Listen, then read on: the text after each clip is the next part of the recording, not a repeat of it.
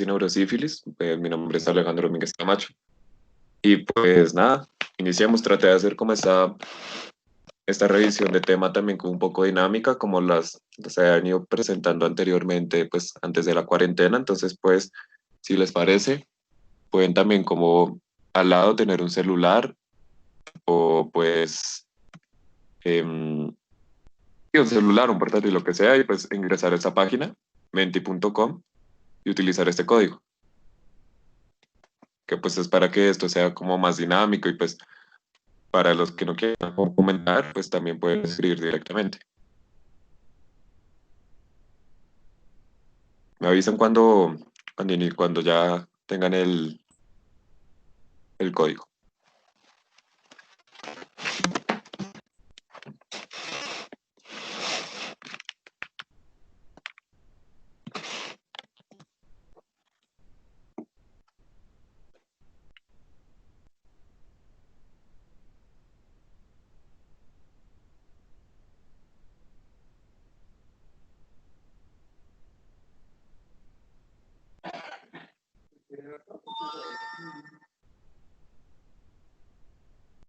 Ahí también de todas maneras lo mandé por el grupo.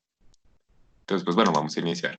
Entonces, ¿cuáles son los objetivos de aprendizaje? Pues que quiero como que repasemos. Una es revisar las características fenotípicas y morfológicas pues de los agentes de neurosífilis y neuroborreliosis, pues en este caso los agentes de Lyme y sífilis, identificar las manifestaciones clínicas y pues sobre todo especialmente las manifestaciones neurológicas de la enfermedad de Lyme y la sífilis, comprender el mecanismo por el cual Treponema pallidum causa injuria neuronal, pues me pareció algo como un detalle curioso que me gustaría que pudiéramos repasar. Después está revisar los estudios de laboratorio necesarios para el diagnóstico de neuroborreliosis y neurosífilis. Y por último está discutir el tratamiento especial, pues de estas dos patologías. Entonces iniciemos primero con neuroborreliosis.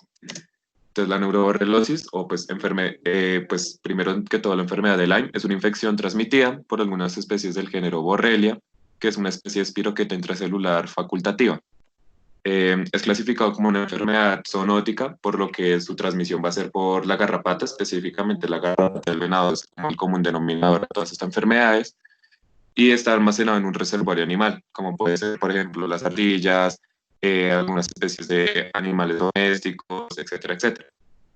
Eh, es un parásito hematófago, lo que quiere decir que necesitan sangre para sobrevivir. Y pues como se pueden dar como una correlación es que pues, las mordeduras van a ser como una fuente de transmisión de estas enfermedades.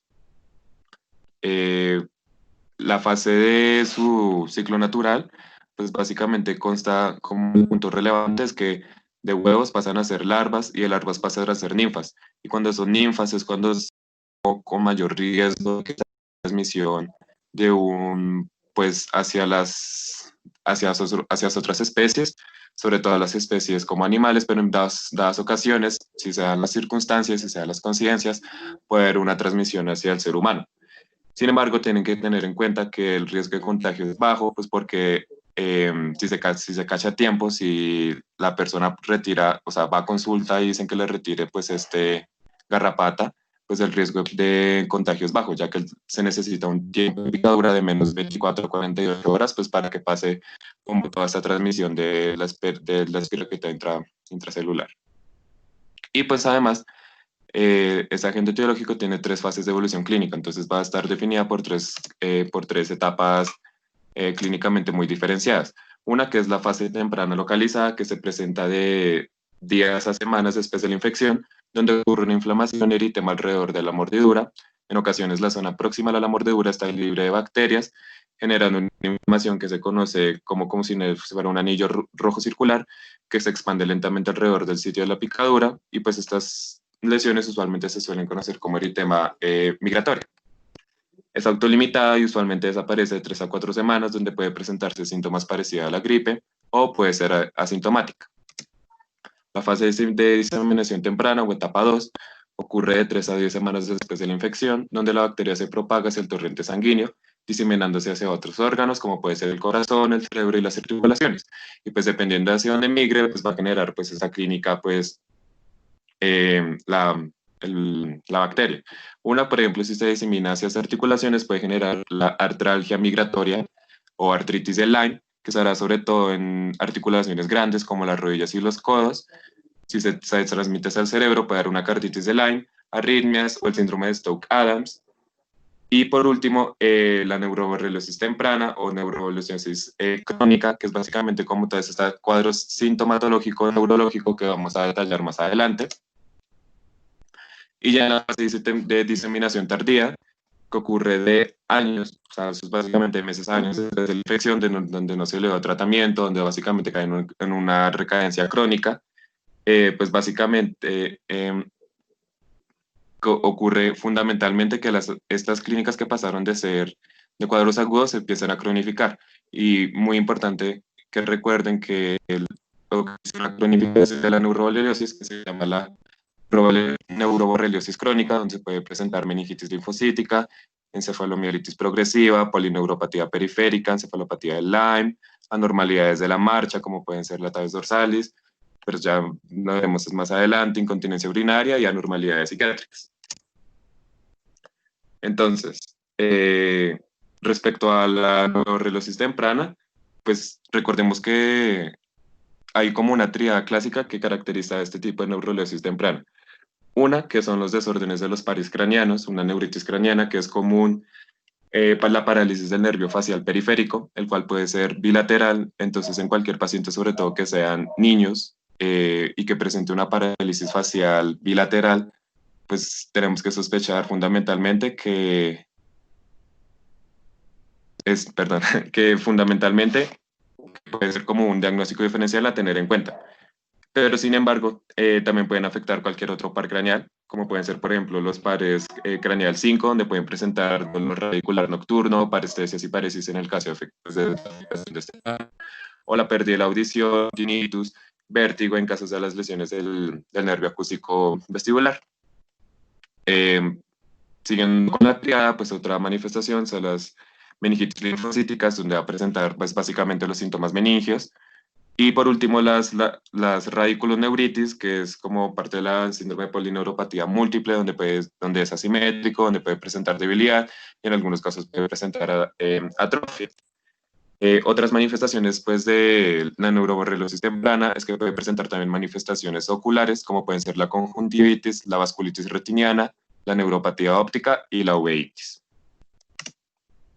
Entonces aquí les dejo un cuadro, un resumen, donde saqué de este artículo, donde pues fíjense que hicieron una revisión en unos 68 pacientes que pues el diagnóstico que les realizaron fue de neuroborreliosis temprana y pues se dieron cuenta que básicamente los síntomas principales que se suelen presentar es, ya les dije anteriormente, las parálisis de los nervios craneanos, especialmente los nervios craneanos faciales.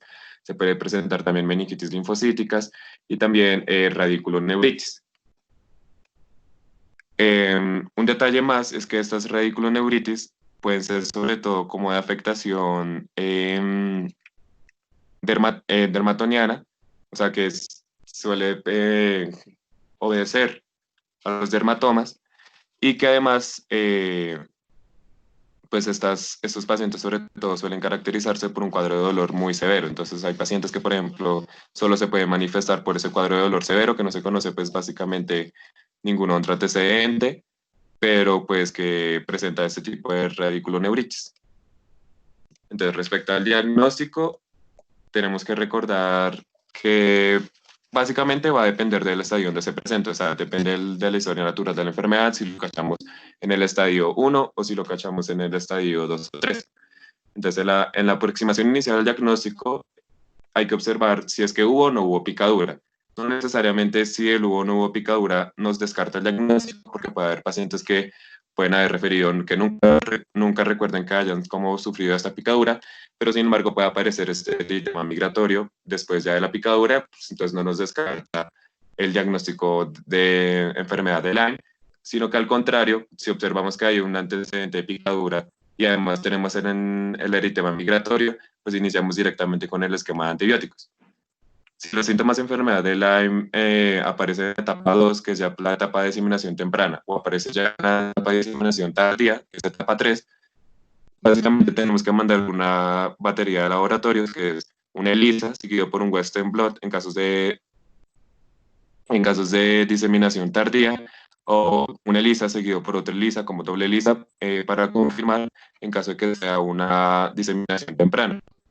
Estos ELISAs, sobre todo, van a detectar son los anticuerpos IgG e IgM. Sin embargo, recordemos que los anticuerpos IgM son los que se van a expresar prioritariamente durante las primeras 8 semanas después de la seroconversión, y los anticuerpos IgG son los que se van a presentar ya como un estadio crónico, o sea, como una respuesta ya hacia crónica. Entonces, por lo tanto, hay situaciones en las cuales pues nosotros tengamos dudas respecto al paciente de qué es lo que puede presentar, y nosotros sospechamos de que pueda presentar una enfermedad de Lyme y le mandamos pues esta batería de laboratorios, pero nos pueden dar unos falsos negativos.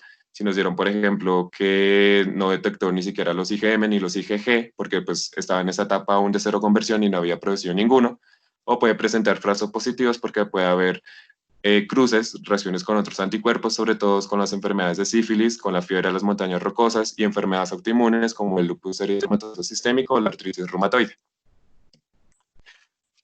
Eh, Respecto al diagnóstico de las neurosífilis tempranas, pues quiero resaltar un poco como que cuáles son las presentaciones que se pueden dar en el líquido cefalorraquídeo.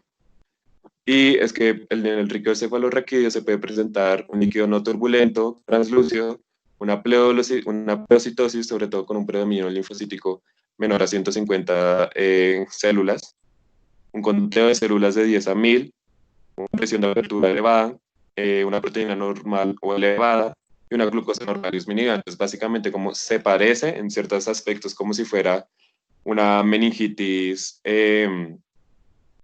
bacteriana, pero que no es como es atípica, que no suele ser como presentar como esa típica presentación de una meningitis bacteriana. Y por último, en dados casos que se tenga una sospecha que tiene neuroborreliosis, pero pues los, eh, los anticuerpos que se midieron anteriormente pues no dan positivos, o sea, entonces no nos refuerza el diagnóstico. Si tenemos aún dudas diagnósticas, pues podemos mandar una medición de anticuerpos IgG e IgM intratecales, o sea, ya dentro del líquido cefalorraquídeo, para evaluar si necesariamente pues el paciente puede presentar esta clínica o pues podemos ya ir mirando otras causas como de este cuadro. Entonces, respecto al tratamiento, pues va a depender de qué tan severo esté el paciente, de qué tan enfermo esté. Si es localizada, o sea, si es básicamente estamos en estadios tempranos, o está localizada o tiene enfermedades de artritis o parálisis facial aislada, pues yo traté de revisar por las guías de UpToDate y por las guías de Continuum, pero pues eh, concuerdan en que se puede utilizar como un régimen de doxiciclina oral, 100 miligramos 2 veces al día, pues ahí lo dice, y o amoxicilina oral, 500 miligramos 3 veces al día. Pero en casos que ya que el paciente pues presenta una neuroborreliosis avanzada o esté ya en estadios diseminados, o se presente con una carditis severa, pues el tratamiento recomendado es darse extraxona, 2 gramos intravenosos, una vez al día durante 14 a 28 días, o en dados casos que es como que nos sospeche, pues le podemos dar también cefoxitamina o penicilina. Entonces, ya entrando a los cuadros clínicos, pues primero los voy a hacer como el resumen y pues empezamos a discutirlos. Es que primero es un hombre de 32 años que estuvo en una área endémica, que ha desarrollado un dolor retroarticular izquierdo antes del día de la presentación, y al día siguiente pues notó que presentaba tinnitus y que además presentaba como un ojo que le picaba. Cuando se cepillaba los dientes, pues básicamente no podía contener el agua en su lado izquierdo, pero no ha tenido ningunos otros síntomas sistémicos. Cuando fue en la evaluación, bueno, antes de eso, pues antes de seguir como el siguiente párrafo, primero quiero como discutir cómo se diferencia clínicamente los dos tipos de parálisis facial. Entonces, si alguno quiere comentar, cómo se puede diferenciar el tipo de parálisis central a parálisis periférica.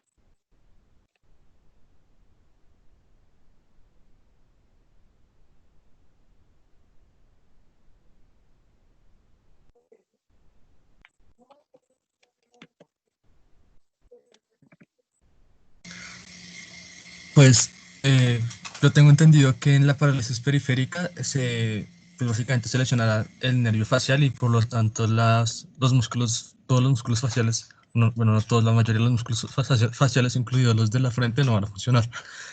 Y en la central únicamente, pues de las cejas para abajo, no va a haber una funcionalidad de la cara, pero sí va a poder levantar las cosas así muy clínicamente. ¿Aló? Sí. Entonces, ¿y tú podrías también decirme cómo ya en un aspecto anatómico, cómo es que se pueden diferenciar? Como desde qué parte se empieza a decir del núcleo facial, pues desde qué punto piensa ser como una parálisis periférica o desde qué punto empieza a ser una parálisis central.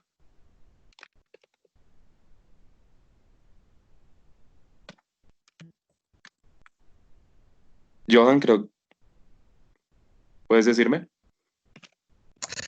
A ver, tengo entendido que periférica ya sería una lesión que esté directamente en el nervio facial, ¿sí? Y central, no recuerdo bien si es en el tronco, se me olvidó dónde era. Qué pena contigo. No descuida, no hay ningún problema.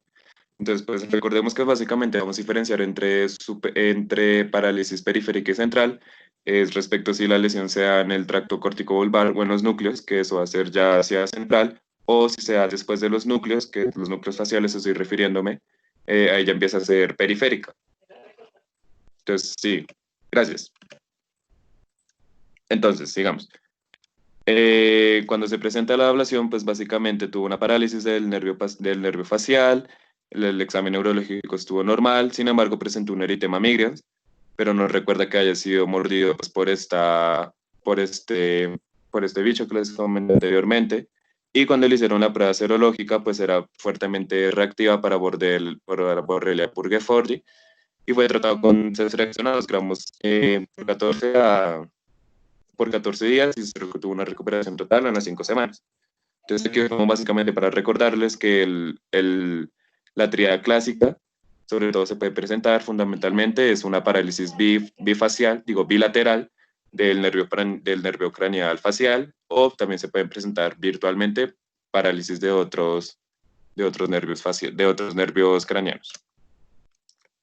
En el caso 9A2, pues es un hombre de 82 años que pues ha tenido un dolor en el cuadrante superior izquierdo durante 2 meses y además ha presentado constipación, por lo cual ha tenido un manejo de control con opiáceos a altas dosis. Ninguno le dio un diagnóstico definitivo y además ha perdido peso. Entonces es cuando decide ocultar, tener como consulta con el neurólogo, el cual hace una supervisión, como una revisión muy profunda.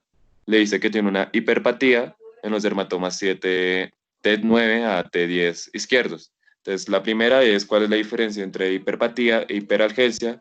Y para eso, porfa, no sé si David Rivera me podría comentar cuál es la diferencia entre hiperpatía e hiperalgesia. Si quieres,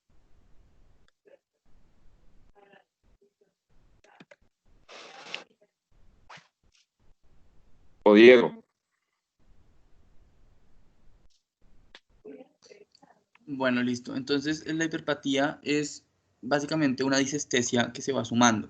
Es decir, la persona experimenta los estímulos de una forma distinta a como los experimentaría normalmente y si estos estímulos persisten en el tiempo, empieza a sentir el dolor neuropático. La hiperalgesia, o bueno, la hiperestesia también, es un aumento en la sensibilidad generalizado que en el caso de la hiperalgesia se asocia automáticamente a dolor. Pero en la hiperpatía los primeros estímulos no son dolorosos. Bien, muchísimas gracias. Entonces, continuemos, pues básicamente continuó que el examen neurológico fue normal, que no tenía vesículas, que fueran visibles y que además había recibido contra las shingles, que es contra varicela, el año anterior. Entonces, ¿por qué es relevante que se haya aplicado el paciente esta vacuna? Pues porque básicamente nos ayuda con el diagnóstico diferencial. Yo les había dicho que pues en algunos casos estas radiculopatías pues pueden tener como una distribución por dermatomas y pues también las enfermedades, las reactivaciones de la varicela pueden tener también una distribución dermatómico, no sé cómo se dice exactamente. Entonces, ahí es importante que sea como la correlación con el diagnóstico diferencial. Entonces, básicamente, pues continuando, lo hicieron paraclínicos, y muy importante, pues estos paraclínicos, desde el líquido cefalorraquídeo, que les dieron como células blancas, 38, con predominio linfocitario, proteínas eran de 94 y la glucosa era normal, y que además tenían anticuerpos intratecales reactivos.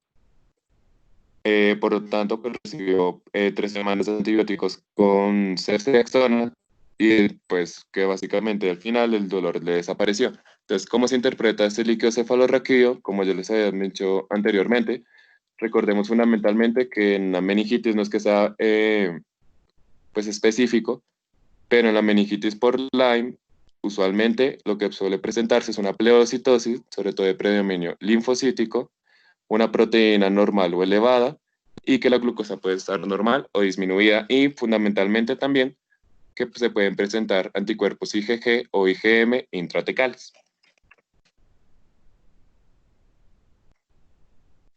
Entonces, ya la continuación en este caso es que llegó como después de 5 años.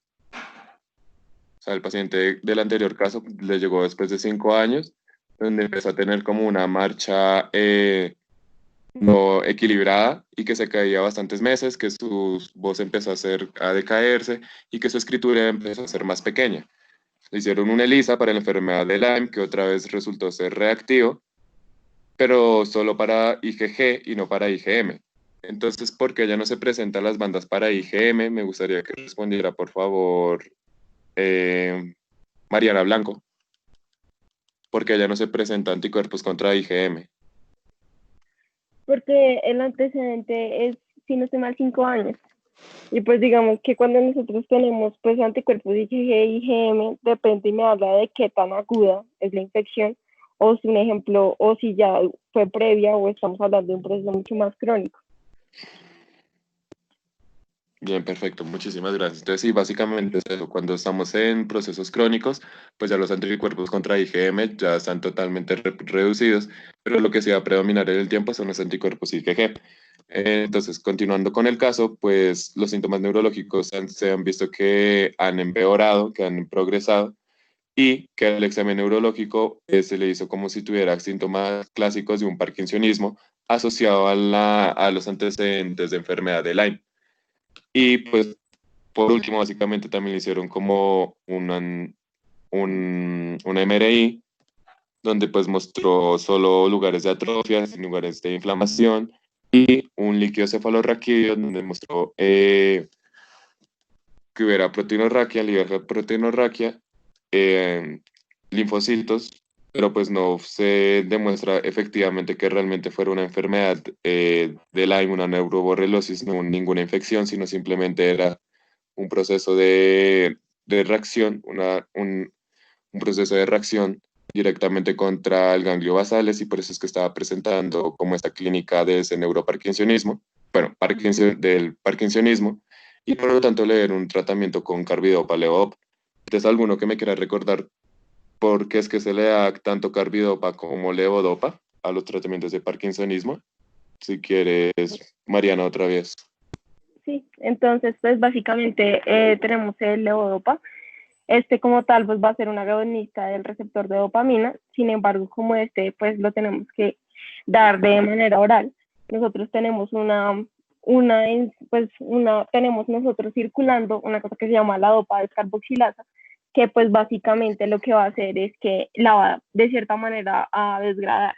Entonces nosotros lo que necesitamos es que esta no se quede a nivel sistémico, sino que me llegue al sistema nervioso central.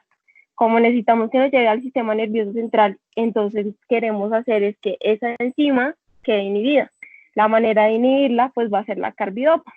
Entonces, una vez la carbidopa hace esta acción, lo que vamos a hacer es un aumento en la biodisponibilidad, por ende va a cruzar la barrera hematoencefálica y va a llegar al sistema nervioso central a hacer la función, que pues en este punto sería pues hacer agonista sobre los receptores de dopamina, lo cual ya pues disminuiría todos esos síntomas que tenía a nivel extrapiramidal debido a la afectación de los ganglios basales.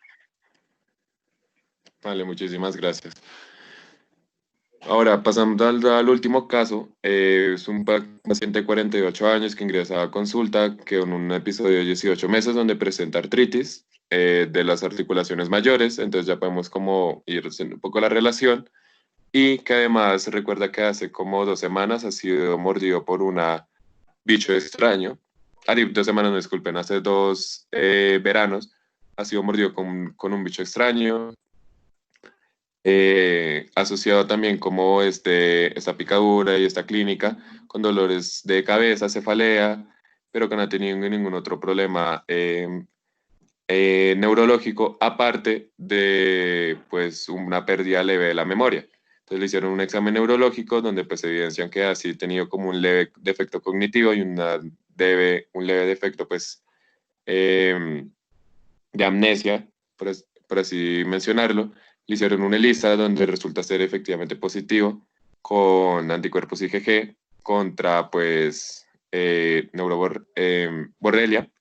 Le hicieron una resonancia magnética donde demuestra que es normal y también le hicieron el cefalorraquídeo, pues supongo que en este caso también habría sido como diagnóstico, pero después de 2 semanas de ceftriaxona presenta que esta artralgia intermitente empieza a disminuir lentamente y ya para hacia los 6 meses termina a ser totalmente asintomática. Entonces, recordemos que en la artralgia del Lyme, una característica relevante que pues suele ser, como le dijimos anteriormente, migratoria. Entonces, algunos días le puede aparecer en una articulación, en otros días no, y es como si estuviera saltando, por así decirlo, entre articulación a articulación, y que además suele presentar que es muy dolorosa. Y por último, me gustaría si discutiéramos si este paciente presenta una infección neurológica por Lyme o si realmente presenta es otra cosa. Entonces, no sé si alguien quiera como lanzarse o comentar. Ricardo o Toniel, ¿qué opinas tú?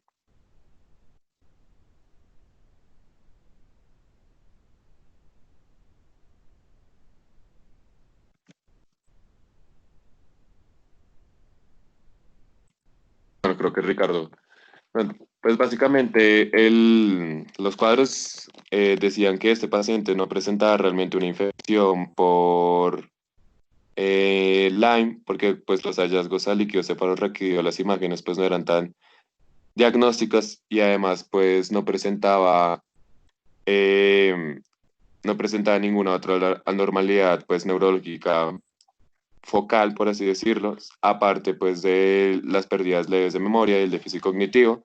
Y pues en la literatura ellos referían como este cuadro clínico donde presentaba como estos déficits cognitivos como una encefalopatía de Lyme, que es básicamente por una reacción de citoquinas, por una tormenta de citoquinas que son directas como contra la corteza. Aquí no puedo... Ya.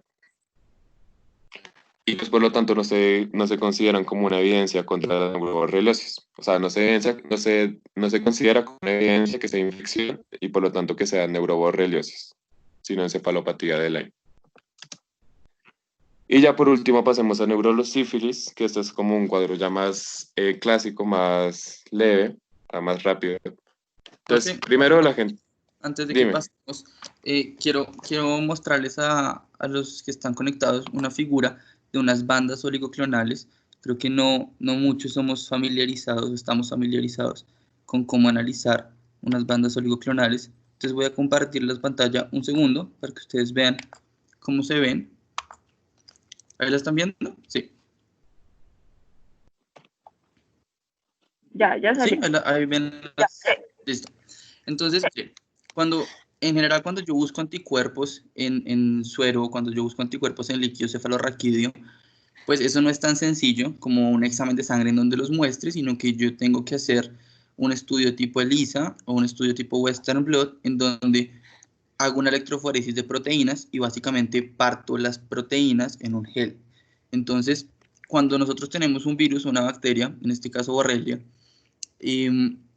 tenemos una serie de proteínas de distintos tamaños moleculares que conocemos que se asocian con la enfermedad. Por ejemplo, tenemos 10 tamaños oligoclonales para Borrelia y cuando yo hago esta prueba en líquido cefalorraquídeo, si yo encuentro al menos 6 de 10 bandas, por ejemplo, yo puedo establecer el diagnóstico.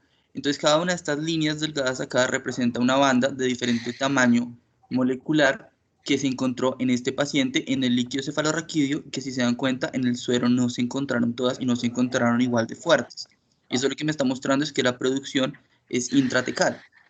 Este examen se utiliza mucho cuando yo quiero estudiar pacientes con sospecha de esclerosis múltiple, porque lo que se ve en esclerosis múltiple son bandas oligoclonales de IgG, pero para este tipo de infecciones también se pueden buscar en líquido cefalorraquídeo y ayudan a confirmar el diagnóstico. Neuroborreliosis es algo que nosotros no tenemos mucho en Colombia, es de hecho la enfermedad infecciosa más común en Estados Unidos y una de las más comunes en Europa, pues la enfermedad de Lyme. Acá no la tenemos tanto, pero es importante reconocerla porque si se dan cuenta, la parálisis facial o la meningitis o todas son patologías muy complicadas de tratar, pero cuando son causadas por esta bacteria, yo solo le doy al paciente 10 días de antibiótico y ya, y vuelven a estar perfectos. Entonces, si yo tengo en la cabeza la sospecha de esta infección y digo, bueno, miremos si de pronto puede ser esa infección, pues puedo evitarme que el paciente quede con complicaciones de por vida. Ahora sí pasamos entonces con neurosífilis, que es algo mucho más común en nuestro medio, y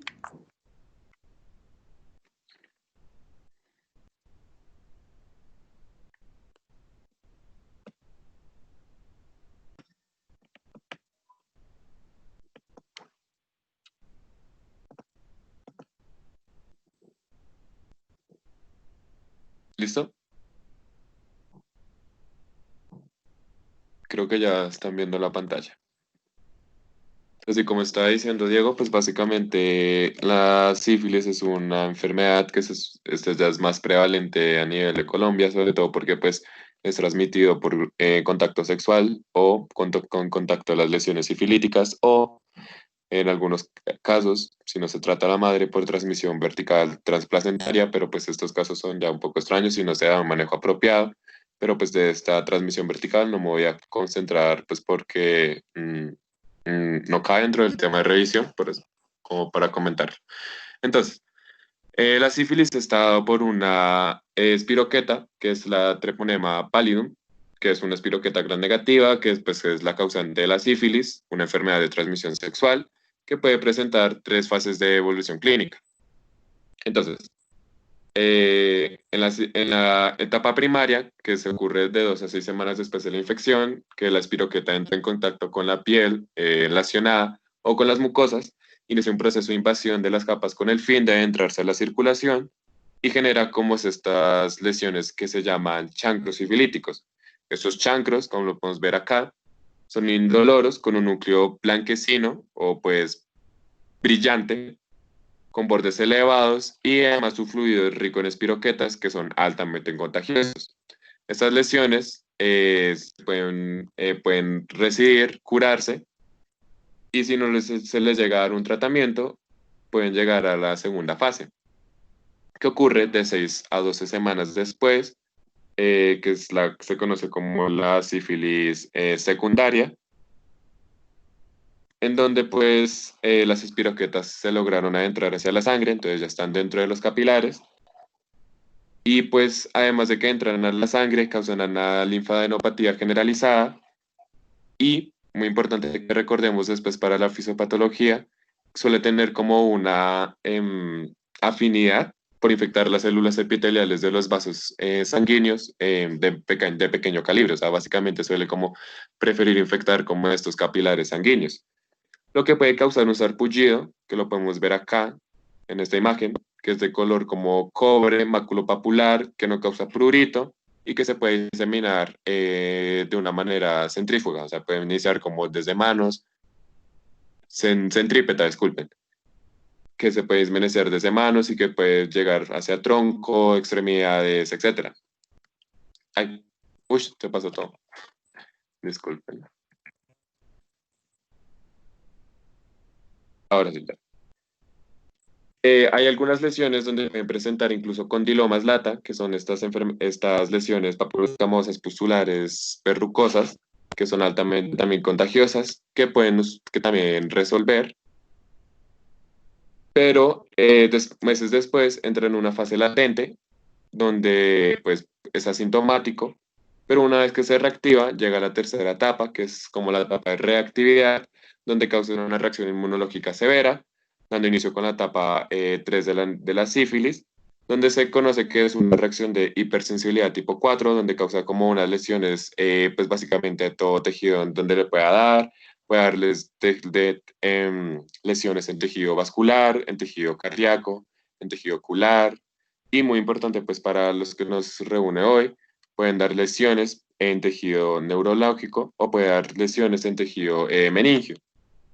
Y también puede dar lesiones no solo a nivel cerebral, sino que también pueden dar lesiones a nivel de la médula espinal, donde pues puede generar un cuadro clínico tardío que lo vamos a ver a continuación. Y por último, quiero como mencionarles que hay algunos pacientes donde la infección, la primera infección, llega a ser directamente hacia el sistema nervioso central, donde puede presentar ya como no este cuadro regional, así que como vimos como tapa, sino que simplemente presenta directamente como una neurosífilis temprana, donde puede ser asintomática, o puede ser ya asintomática como todo el cuadro de irritación meningia, o incluso puede llegar a tener compromiso ocular o compromiso óptico. Entonces, respecto a la neurosífilis, pueden ser de dos tipos, la neurosífilis temprana o la neurosífilis tardía. La neurosífilis tardía ya sea sobre todo en la tercera etapa, cuando esto ocurre la reactividad, pero la neurosífilis temprana puede ocurrir en la etapa 1 o en la etapa 2. La neurosífilis temprana, usualmente en gran vasto de los pacientes, como vimos anteriormente aquí, hasta un 30% de los pacientes pueden ser asintomáticos, donde el único cuadro donde podemos ya diagnosticar la enfermedad es a través de una punción para sacar el líquido cefalorraquídeo, donde puede mostrar una pleocitosis linfocitaria o una proteinorraquia, y además el BDRL puede ser positivo. El otro cuadro que es más común es la meningitis sintomática, donde presenta como este cuadro de meningismo, incluso puede llegar a tener un cuadro de letargo, convulsiones o coma. El líquido cefalorraquídeo ya pues es un poco más reactivo, donde presenta linfocitos entre 200 y 400, una proteinorraquia entre 100 y 200, L, pues que suele ser siempre reactivo. Y por último está la sífilis meningovascular, donde pues el nombre lo dice que tiene como una predominancia por el sistema vascular, que da unos cuadros prodómicos de isquemia o accidentes cerebrovasculares. Que en los casos de neurosífilis tardía, ya que esa persona, disculpen. Ya en los cuadros de neurosífilis tardía, que es la forma terciaria de las neurosífilis, se puede presentar especialmente en personas que son sexualmente activas e inmunocomprometidos, o sea, puede presentar con un antecedente de VIH. Una de estas formas es la neurosífilis tardía del tabes dorsalis. En esta patología, las espiroquetas se reúnen en los capilares en la parte posterior, causando como todo este cuadro clínico que vemos a continuación. Es como una alteración de los cordones posteriores, donde puede generar desórdenes de la propiocepción, una ataxia locomotora, dolores lacinantes, que pueden ser de súbitos, breves, intensos, que afectan extremidades, espalda y cara, y que en casos de lesiones repetitivas, o sea, pues estas lesiones pues pueden no sentir los pacientes y por lo tanto generar destrucción de las articulaciones, que es lo que se conoce como la articulación de Charcot. Y por último puede presentar las pupilas de Robertson-Angel, que es como un cuadro de miosis bilateral, de abolición del reflejo de acomodación, con abolición del reflejo fotomotor, pero con conservación del reflejo de acomodación. Y otros cuadros pueden presentarse también como paresia generales, que es una demencia progresiva con síndromes psiquiátricos, cambios de la personalidad, alucinaciones, temblor y desarrollo.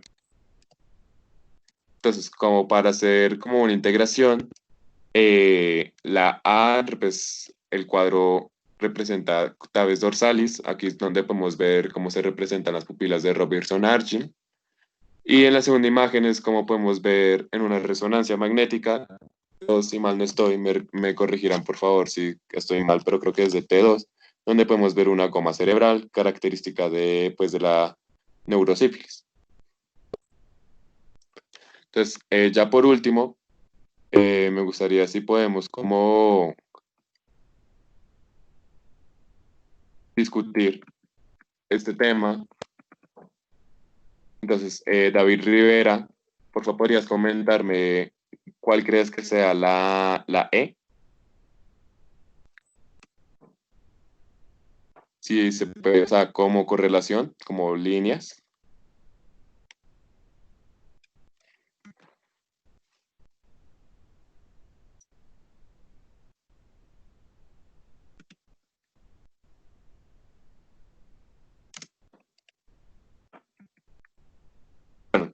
Vamos a dejar la actividad como para más adelante.